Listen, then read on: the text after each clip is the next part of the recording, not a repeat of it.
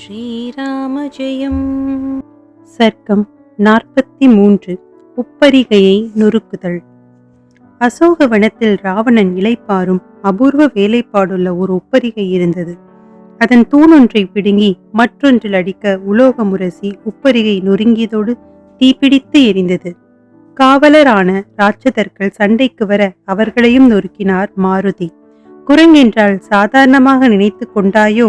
நான் சுக்ரீவனின் மந்திரி. என்னை போல் பலவான்கள் 1000 பேர் இந்த இலங்கையை நாசம் செய்ய போகிறார்கள். 1000 ராவணனும் எனக்கு ஈடில்லை என்று போய் சொல்லுங்கள். ராமபாணம் உங்கள் இருதயத்தை துளைக்கும்.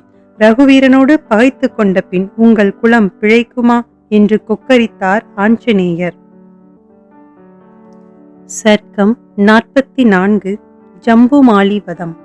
கோவேறு கழுதைகள் பூட்டின ரதத்தில் ஏறி வந்த ஜம்புமாலி ஆஞ்சநேயரோடு கடும் யுத்தம் செய்தான். ஜம்புமாலி விட்ட அர்த்த சந்திர பானம் ஹனுமானின் முகத்தில் தைத்து கீழே விழுந்திருந்தது. இரத்த துளிகள் சிவப்பு சந்தனம் என அவர் வதனத்தை பிரகாசிக்கச் செய்தன. மாருதி ஒரு பாறையை பிடுங்கி எறிய அதை 10 பானங்களால் பொடியாக்கினான் ஜம்புமாலி. அடுத்து ஓர் ஆச்சா மரத்தை வேரோடு பிடுங்கி வீச ஜம்புமாலி அதை 4 பானங்களால் துண்டு துண்டாக்கினான். அதோடு தோளில் 5, மார்பின் மத்தியில் 10, இருதயத்தில் 1 என்று சரமாரியாய் ஏக காலத்தில் பானங்களை எய்தான். மாருதி ஆத்திரத்துடன் கிங்கரர்களை கொன்ற இரும்புலக்கை எடுத்து கரகரவென சுழற்றி ஜம்புமாலியின் மார்பை நோக்கி எறிந்தார். ஜம்புமாலி அடியற்ற மரம் போல் சாய்ந்தான். சில வீரர்கள் இதை ஓடிச் சென்று ராவணனிடம் தெரிவித்தனர். ராவணன் கண்கள் சிவக்க தனது மந்திரி புத்திரர்கள் 7 அழைத்து அந்த துஷ்ட குரங்கை பிடித்து வாருங்கள் என்று ஆணையிட்டான். சர்க்கம் 45. 7 மந்திரி குமாரர்கள் வதம். இந்த 7 மந்திரிமார்களும் ஒருவருக்கொருவர் வில்வித்தை காட்டி ஜெயிக்க முடியாத தீரர்கள். தோள்கள் தினவெடுத்து திரிபவர்கள். இவர்களது உறவினர்களோ ஜம்புமாலியையும் 80 கிங்கரர்களையும் கொன்ற வானரராயிற்றே. இதை சுலபமாய் கணக்கிடுவதா என்று வருந்தினர். மந்திரி குமாரர்கள் ஹனுமானை சூழ்ந்து நின்று பானமழை பொழிந்தனர். ஆஞ்சநேயர் மெய் விதிர் விதித்ததும் அத்தனையும் உதிர்ந்தன. பயங்கரமாய் சிம்மநாதம் செய்தபடி 2 கைகளிலும் இருவரை பிடித்து பூமியில் அறைந்து கொன்றார். சிலரை காலால் எத்தி தூக்கி எறிந்தார். சிலரை நகங்களால் கிழித்தார். சிலரை முஷ்டியால் குத்தினார். சிலரை தொடைகளாலும் சிலரை மார்பாலும் வதைத்தார். யானைகள் மதம் பிடித்து ஓடியதில் குதிரைகள் மிதிப்பட்டு மாண்டன. 7 மந்திரி குமாரர்களும் மடிந்தது கேட்டு நகரமே சோகத்தில் மூழ்கியது.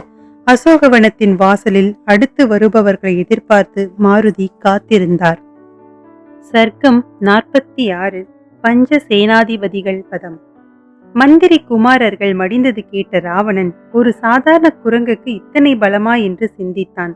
விருபாக்ஷன், யுபாக்ஷன், துர்தரன், பிரகசன், பாஸ்கர்ணன் என்ற 5 சேனாதிபதிகளை அழைத்து ஹனுமானை கட்டி இழுத்து வாருங்கள் என்று கட்டளையிட்டான்.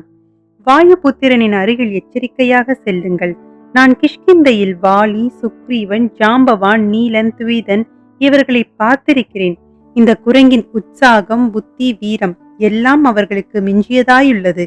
எவனோ அதிக தவம் செய்து இப்படி வந்து பழிவாங்கி கொண்டிருக்கிறான். யுத்த நீதி பிசகாத நீங்கள் வெற்றி பெறுவீர்கள் என்று நம்பிக்கை எனக்கிருக்கிறது என்று அறிவுரை கூறி அனுப்பினான். சதுரங்க சேனைகளுடன் பஞ்ச சேனாதிபதிகளும் வில்லில் துவனி எழுப்பிக் கொண்டு அசோகவனத்துக்கு வந்தனர். தோரண வாயிலில் அமர்ந்திருக்கும் ஆஞ்சநேயர் மேல் துர்தரன் 5 இரும்பு பானங்களை எய்தான். மாருதி ஆகாயத்துக்கு தாவினார். பிறகு பிரம்மாண்டமாய் பெருகி அவன் தேரில் குதித்தார். தேர் உடனே தூள் தூளானது. 8 குதிரைகளும் துர்தரனும் மாண்டனர். இதனால் ஆங்காரத்துடன் யுபாஷனனும் விருபாக்ஷனனும் முக்கரம் என்ற ஆயுதத்தால் மாருதி மார்பில் அடித்தனர். ஓர் ஆச்சா மரத்தை பிடுங்கி அவர்களை சுழன்று சுழன்று அடித்து கொன்றார் ஆஞ்சநேயர். இதை பார்த்த பிரகசன் ஒரு பட்டா கத்தியுடனும் பாஸ்கர்ணன் சூலத்துடனும் ஆஞ்சநேயரோடு போரிட்டனர். ஆஞ்சநேயரின் ரோமங்கள் எல்லாம் சிவப்பு வண்ணம் தீட்டப்பட்டது போல் இரத்தத்தால் பளபளத்திருந்தன. ஒரு மலையை பிடுங்கி அவர்கள் மேலேறிய சைன்களோடு இருவரும் நசுங்கி மடிந்தனர். எஞ்சி இருந்தவர் அஞ்சி ஓட மீண்டும் தோரண வாயிலில் இளைப்பாறினார் அஞ்சனா புத்திரன். சர்க்கம் 47. அக்ஷகுமாரன் வதம். பஞ்ச சேனாதிபதிகளும் மடிந்தது கேட்டு அடுத்து யாரை அனுப்பலாம் என்று சபையில் நோட்டமிட்டான் லங்காதிபதி. அவனது புதல்வன் அக்ஷகுமாரன் ஆவலோடு தலையை தூக்க, போய் வா என்று கையை அசைத்தான் லங்கேஸ்வரன். அக்ஷகுமாரன் வீர தீர பராக்கிரமங்கள் தெரிந்தவன். 8 குதிரைகள் பூட்டிய தங்க முலாமும் பூசப்பட்ட தேரில் ஏறி வந்தான். அந்த ரதம் ஆகாயத்தில் பறக்கக்கூடியது. அக்ஷகுமாரனுடைய விழிகள் சிம்மத்தை போன்றவை. யுத்தகளம் வந்ததும் மாருதியை காலோடு தலை உற்று பார்த்தான். ஒரு குரங்கா நடக்க இடமில்லாமல் இத்தனை பேரை கொண்டு குவித்திருக்கிறது என்று ஆராய்ந்தான். பிறகு இவனை ஜெயிப்பது எளிது என்று தீர்மானித்து வீரத்தோடு 3 கூர்மையான பாணங்களை விட்டான். இருவருக்கும் நடந்த யுத்தத்தைக் கண்டு சூரியன் பயந்து மேகத்துக்குள் மறைந்தான். பூமி நடுங்கிற்று. காற்று வீசவில்லை. பர்வதங்கள் அசைந்தன. சமுத்திர அலைகள் மிக உயரமாய் எழும்பின. இடி இடித்தது. மேகங்கள் அலைந்தன. அக்ஷகுமாரனின் பாணங்களால் ஹனுமான் தலையிலிருந்து உதிரம் பெருகி அவரை நீராட்டியது. அவர் உடல் பூரிக்க அம்புகள் உதிர்ந்தன. வாயுகுமாரனின் விழிகளிலிருந்து தீப்பொறி பறந்து அக்ஷகுமாரனின் சைன்யங்களை பொசுக்கியது. அக்ஷகுமாரன் பாணத்தால் மழையை பொழிய வைத்து சேனைகளை காத்தான். புஜங்களையும் தொடைகளையும் தட்டி கொண்டு ஆகாயத்துக்கு தாவினார் மாருதி.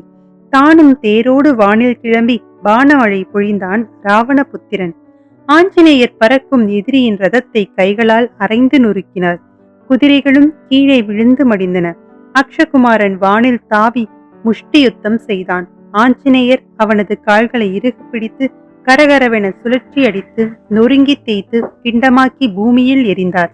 இதை கேட்ட ராவணனின் இருதயம் கலங்கியது. தேவர்களெல்லாம் ஆஞ்சநேயரின் இந்த தீரச் செயலை ஆச்சரியத்துடன் பார்த்தனர்.